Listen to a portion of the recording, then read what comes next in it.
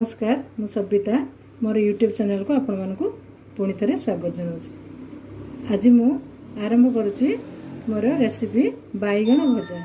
देखंतु एथिपई मु नेइची को सामग्री सब नेइची मु देखाउची। एटा हला मोर बैगण को मु एमिति 4 खंड लेखा करके काटी नेइची। तापरे नेइची किछि कॉर्नफ्लावर गुंड, किछि बेसन, काश्मीर चिली, लूण, जीरा गुंड, हळदी गुंड आउ गोलमरीच।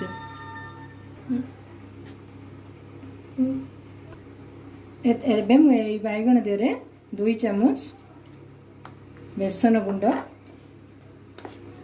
2 चम्मच कॉर्नफ्लावर गुंड,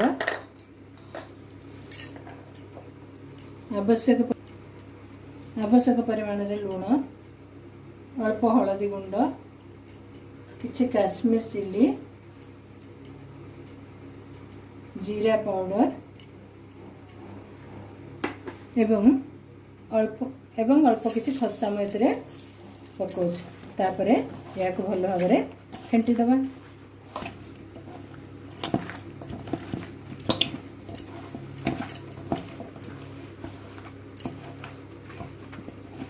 या को भल भाव में गुले सारा पर या को आम सब तेल रे छाणी नवा। मुझे मोर गैस को मीडियम फ्लेम रे रखी थी। तापरे तेल गरम हो बैगण गुड़ी को तेल रे पकईकी भल भाव में छाणी नेबी। बैगण गुड़िक टिके लाल देखा पर्यंत मुझे छाणी। किसी समय पर मुझे बैगण गुड़ी को उल्टा पलट कर दूसरी। गोटे पाख तार सीझी आ गोटे पाख उल्टे दूसरी। बैगण गुड़िक ठीक भाव में हो गलानी। आम या तेल छाणी नहीं अलग गोटे पात्र में रखिद।